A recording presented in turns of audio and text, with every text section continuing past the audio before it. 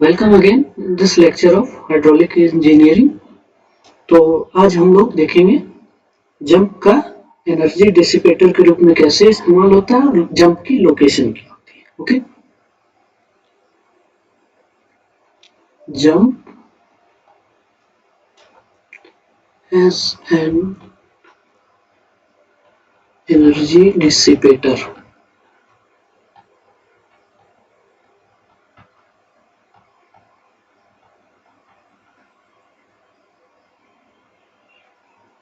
Okay,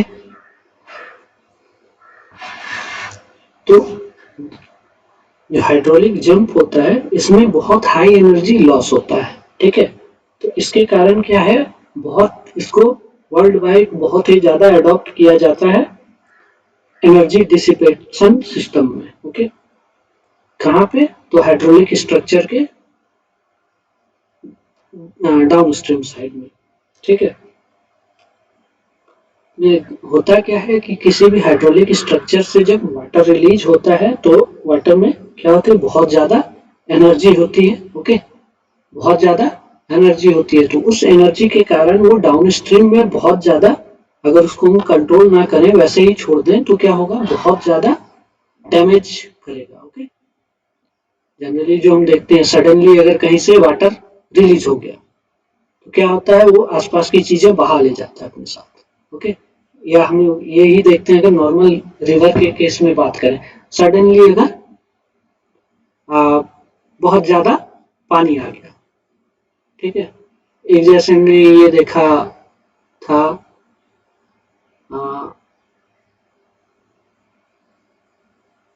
tsunami का case. Okay, tsunami में क्या हुआ, वाटर में बहुत ज्यादा एनर्जी थी।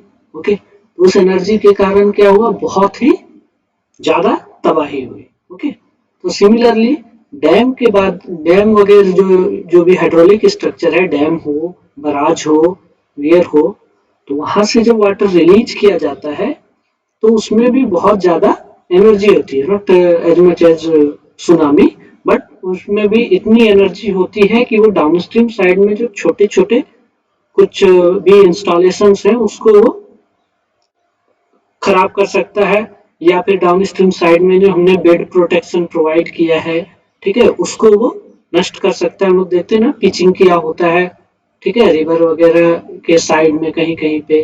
ओके, तो इसी तरह डैम के आसपास भी जो है डाउनस्ट्रीम साइड में पिचिंग किया जाता है। ठीक है, बोल्डर पिचिंग कर दिया जाता है।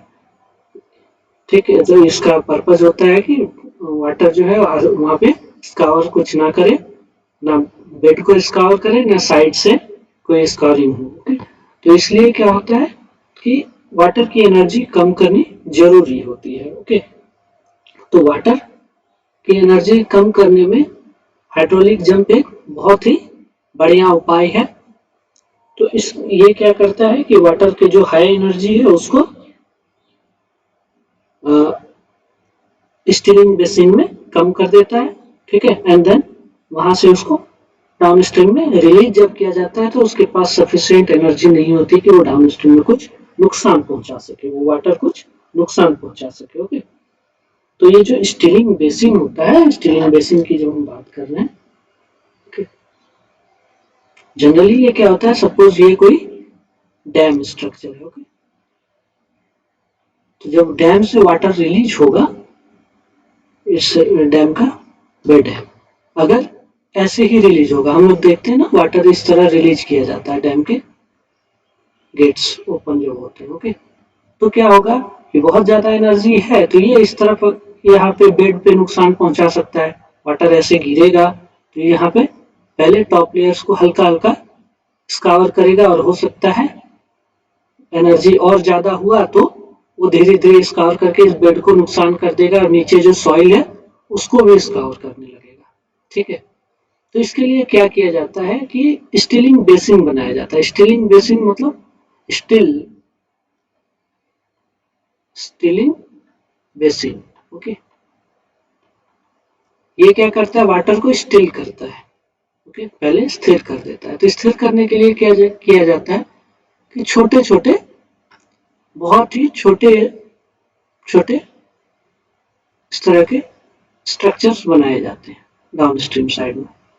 कह लो एक बहुत ही लो हाइट का, बहुत ज्यादा लो हाइट का डैम बना दिया जाता है। ओके, तो ये क्या करेगा, अब जैसे वाटर आया, ओके, तो ये टकराएगा, ओके, एंड ये वाटर यहीं पे रह जाएगा, फिर इसके ऊपर के लेयर में वाटर आएगा, वो भी टकराएगा, उसमें भी वो भी मतलब टकरा के वापस इसी तरफ या थोड़ा बहुत जंप करके इस तरफ जाएगा। बट एक मोमेंट आएगा जब ये पोर्शन क्या होगा, ठीक है,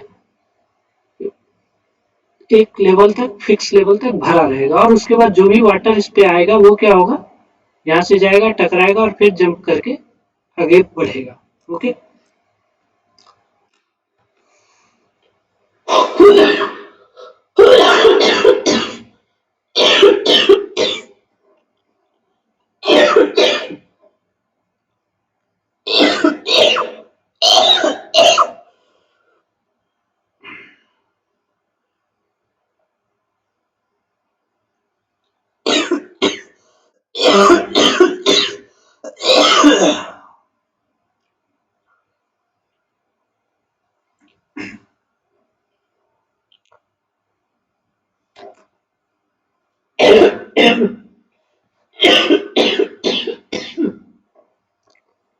ठीक है,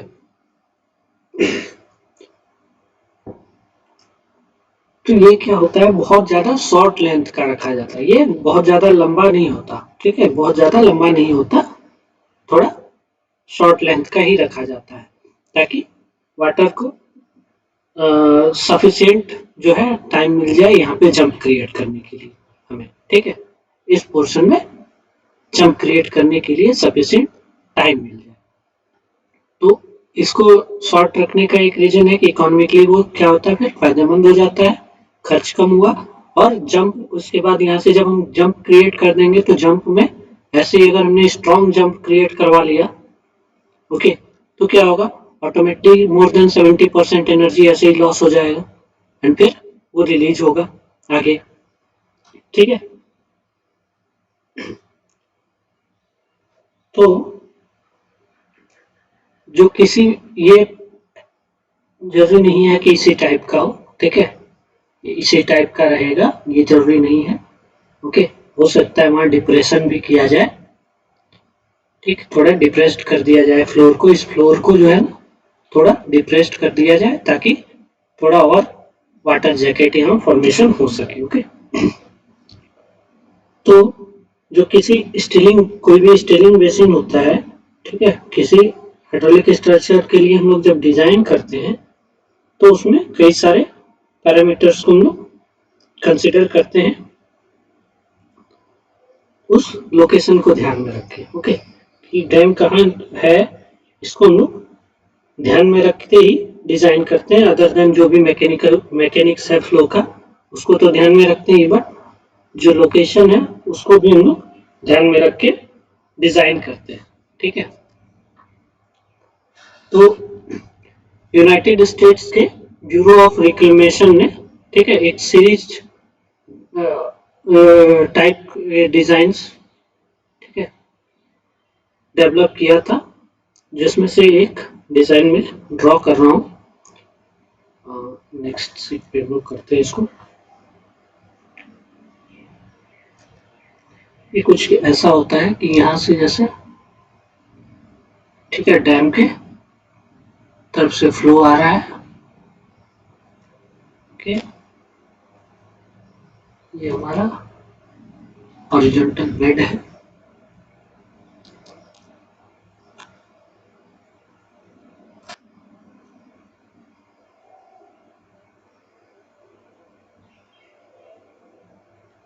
इस पे इस तरह एंड सील प्रोवाइड किया जाता है, ताकि वाटर को, वही जो हमने लो हाइट का डैम मैंने बोला था, ठीक है, ये प्रोवाइड किया जाता है।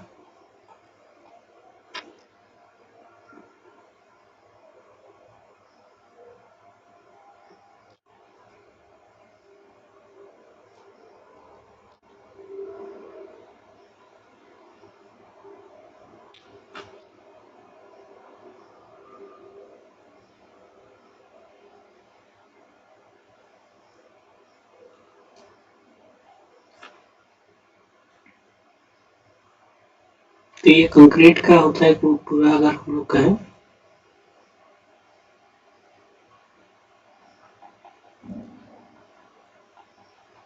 ओके,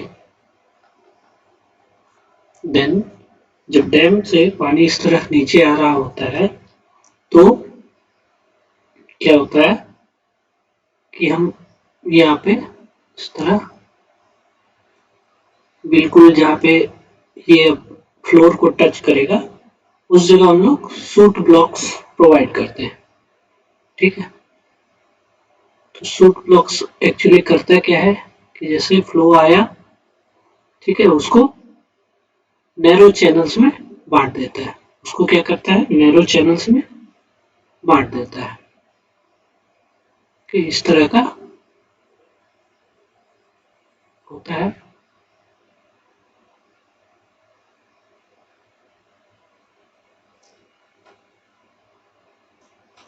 बेसिकली अगर देखा जाए तो ये मैं अगर ड्रॉ करूं तो ये कुछ ऐसा होगा।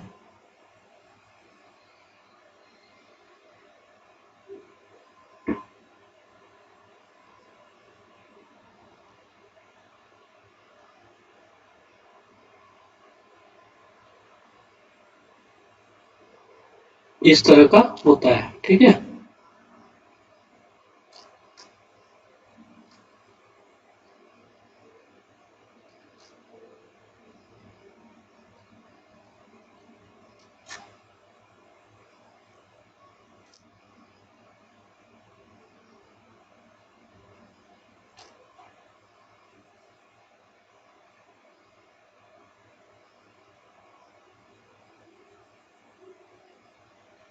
तो यहाँ से जो भी वाटर आता है पहले ये क्या करता है, इसको इससे टक इसके ऊपर से ऐसे ग्लाइड हो जाएगा या फिर इसको ये इसके बहुत ही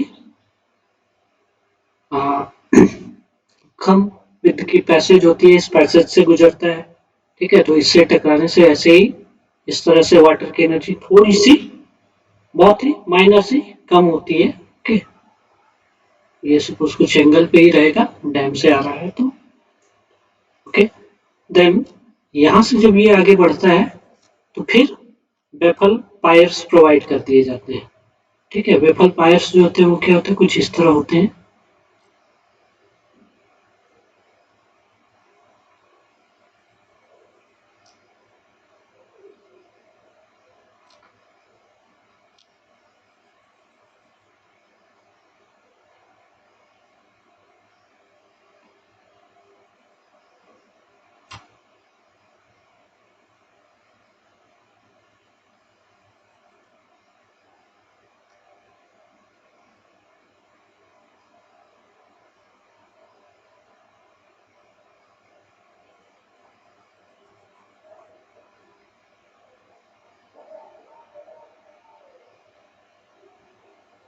ठीक है, तो ये अब जैसे यहाँ से वाटर आया फिर इससे टकराएगा।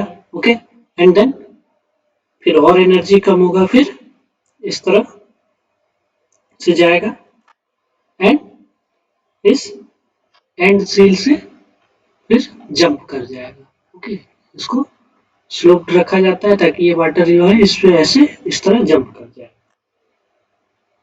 ठीक है, तो इसकी जो हाइट होती है बहुत ज्यादा नहीं रखी जाती। ये हाइट जो होता है बहुत ही कम होता है।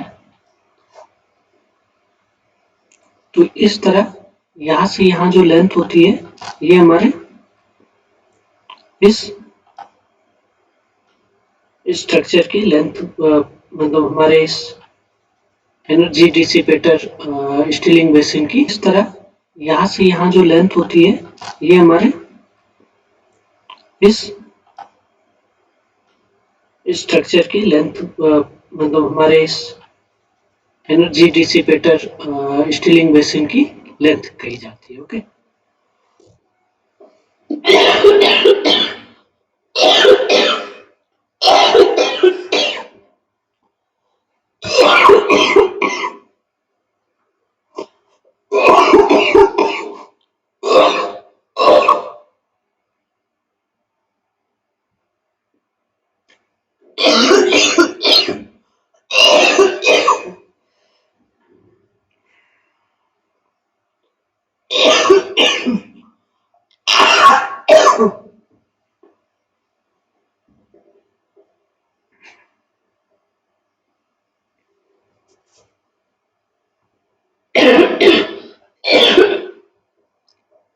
इस टाइप का जो स्ट्रक्चर होता है स्टिलिंग बेसिन का,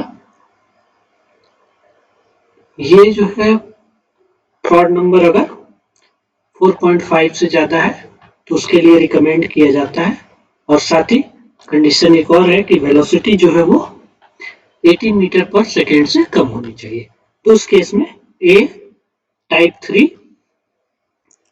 यूएसबीआर टाइप 3 स्टिलिंग बेसिन है। ठीक है, यूएसबीआर टाइप 3 स्टिलिंग बेसिन।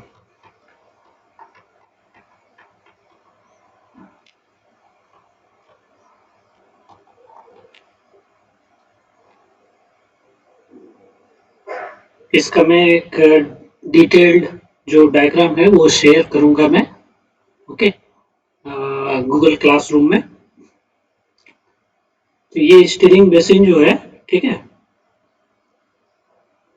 बेसिकली क्या करता है, पहले वाटर की एनर्जी को कम करता है, ठीक है, एंड देन जंप क्रिएट करने में हेल्प करता है। तो एक बार जंप क्रिएट हो गया तो देन जो भी उसके बाद एक्स्ट्रा एनर्जी बची है, ठीक है, जंप में वो एनर्जी भी कम हो जाती है। ओके, फर्दर अब हम लोग मूव करें इस मॉड्यूल के लास्ट टॉपिक पे, वो है location of jump. Location of jump.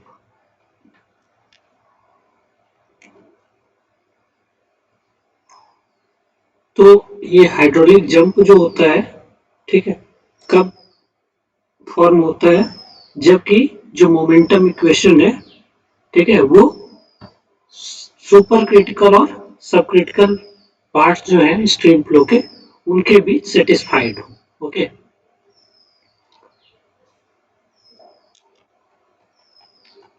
hydraulic jump is formed whenever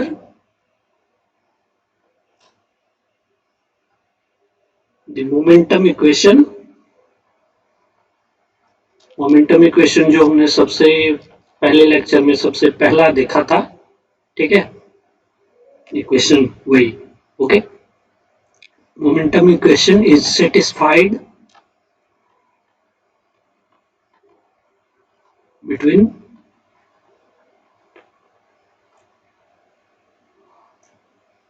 the supercritical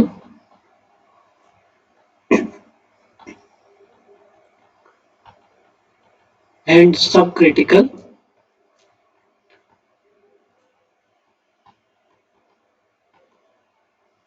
flow parts of the stream। ठीक है, तो ये जरूरी है। ठीक है, दूसरा एक चीज, जो हमारा हमने ग्रेजुअली वेरिड फ्लो पढ़ा था, तो उसमें जो कंट्रोल पॉइंट होता है, कंट्रोल जिसकी हम बात कर रहे थे, ठीक है, तो वो क्या होता है, फॉर सुपर क्रिटिकल फ्लो वो किधर होता है, अप स्ट्रीम में एंड पे, और फॉर सब क्रिटिकल फ्लो वो होता है डाउन स्ट्रीम पे। ओके, तो अगर किसी चैनल के किसी स्ट्रेच में जंप क्रिएट हो रहा है, ठीक है, तो जो उसका लोकेशन है वो तीन रिक्वायरमेंट्स को,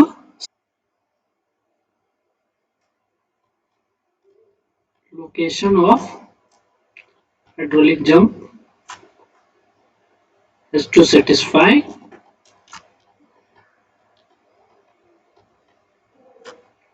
three requirements। ठीक है, रिक्वायरमेंट्स कौन कौन सी, तो सबसे पहली जो रिक्वायरमेंट है वो क्या आना चाहिए कि इनलेट डेप्थ जो है y1 के, ये क्या होना चाहिए, is a part of upstream GVF profile. तो हम लोग जो देखते हैं कि किसी जगह ऐसे गेट जो लगा होता है, ठीक है, उसके कारण अपस्ट्रीम का प्रोफाइल जो है वो कुछ इस तरह हो जाता है, M1 प्रोफाइल वो अचीव कर लेता है। तो वही चीज है कि अगर अपस्ट्रीम पार्ट जो है वो ग्रेजुअली वेरिड फ्लो के प्रोफाइल को सेटिस्फाई कर रहा है, इधर वो M1 हो S1 हो कुछ भी हो, तो हमारा जो है जंप का लोकेशन मतलब जंप वहां फॉर्म हो सकता है। ठीक है, दूसरा जो है जो सीक्वेंट डेप्थ 2 है,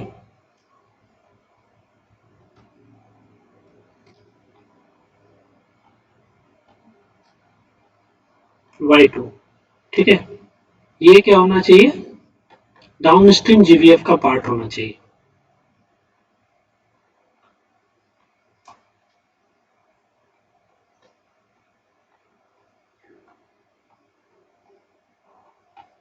डाउनस्ट्रीम में तो वाटर स्थिर हो ही जाता है, जहां से हम लोग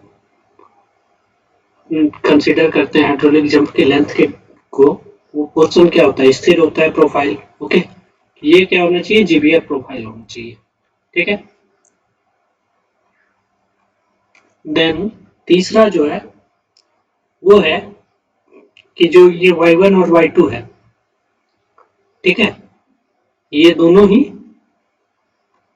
मोमेंटम इक्वेशन को सेटिस्फाई करने चाहिए।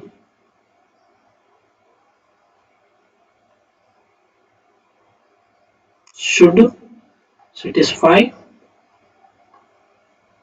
मोमेंटम इक्वेशन एंड साथ ही एक और कंडीशन है कि दोनों के बीच डिस्टेंस जो है वो L होनी चाहिए, वही लेंथ ऑफ जंप जिसको हम कहते हैं, separated by distance L J। Okay, तो ये बेसिकली तीन चीजें जो होनी चाहिए, ठीक है, ये तीन कंडीशन सेटिस्फाई होनी चाहिए किसी भी जंप लोकेशन को। ओके, तो अब जंप की लोकेशन हम फाइंड आउट कैसे करेंगे। ठीक है, तो जंप की लोकेशन फाइंड आउट करने के लिए सबसे जो जरूरी चीज है, ठीक है, वो है कि हमें जो ग्रेजुअली वेरिड फ्लो है उसकी नॉलेज होनी चाहिए। ठीक, अगर वो नॉलेज है तो देन हम लोग जो हमने फॉर्मूला देखा है, ठीक है, इस मॉड्यूल में एंड जो पिछले मॉड्यूल में लास्ट में हमने देखा था वो डायरेक्ट स्टेप मेथड वगैरह, डायरेक्ट स्टेप मेथड ही पर्टिकुलरली हमने देखा था, तो उसकी हेल्प से हम प्रोफाइल ड्रॉ करके देन इस यूनिट के फॉर्मूलेज यूज करके हम जंप की लोकेशन फाइंड आउट कर सकते हैं। अब हम लोग लोकेशन हम जंप हम लोग कैसे फाइंड आउट कर सकते हैं, ठीक है, जनरल एक प्रोसीजर, ओके, उसको थोड़ा देखते हैं।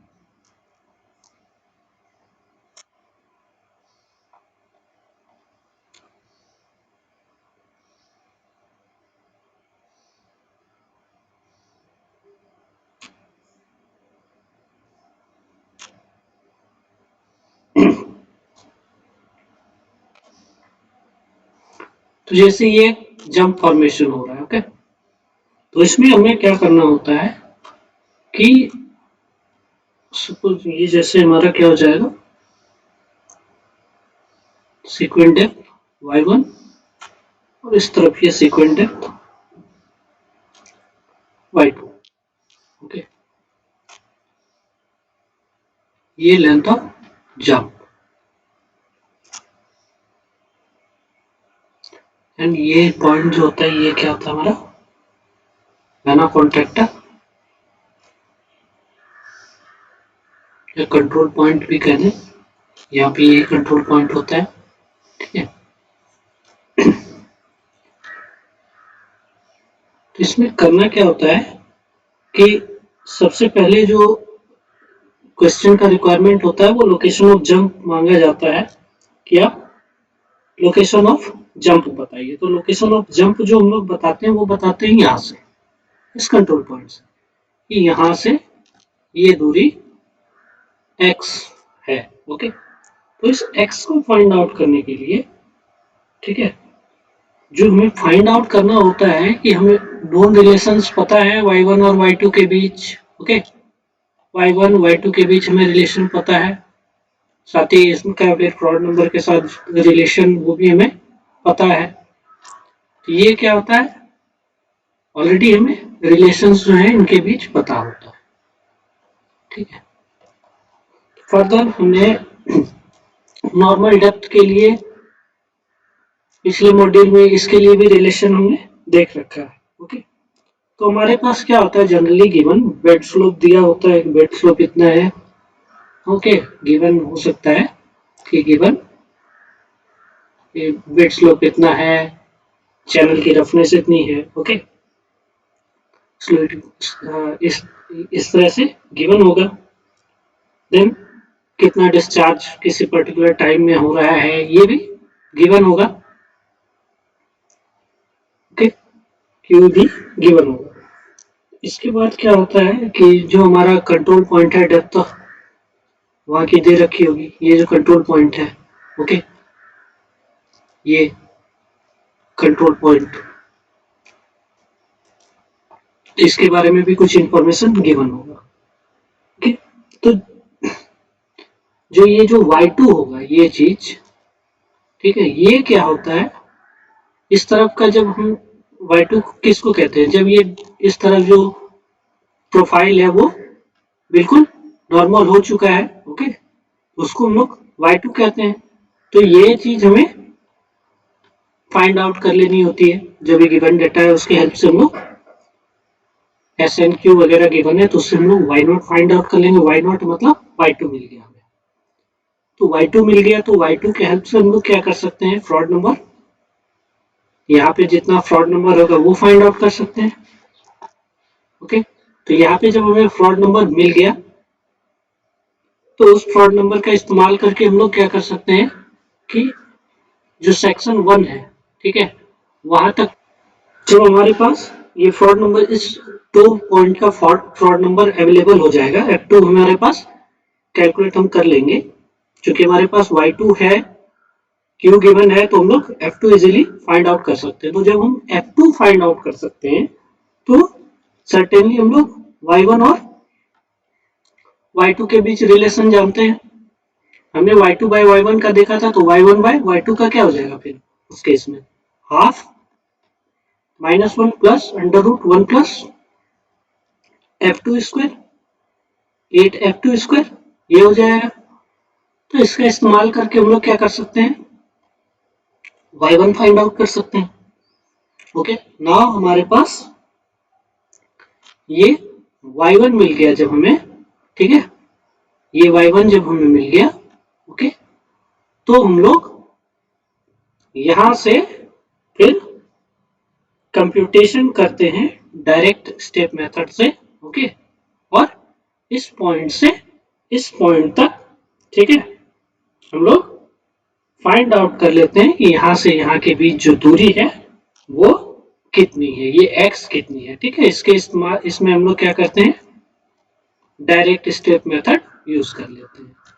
ओके, तो डायरेक्ट स्टेप मेथड हमने कोई प्रैक्टिस नहीं किया है अभी तक, तो हम क्या करेंगे कि एक प्रॉब्लम लेंगे जिसमें हम डायरेक्ट स्टेप मेथड भी इस्तेमाल करेंगे एंड और ये जो हमारा इसमें हमने अभी लोकेशन के लिए जो भी हमने कहा है उन चीजों का भी इस्तेमाल करके देखेंगे। ठीक है, तो थैंक यू। नेक्स्ट मॉड्यूल में केवल कैलकुलेशंस ही सॉरी नेक्स्ट जो भी लेक्चर होगा, ठीक है, उसमें हम केवल कैलकुलेशंस ही करेंगे।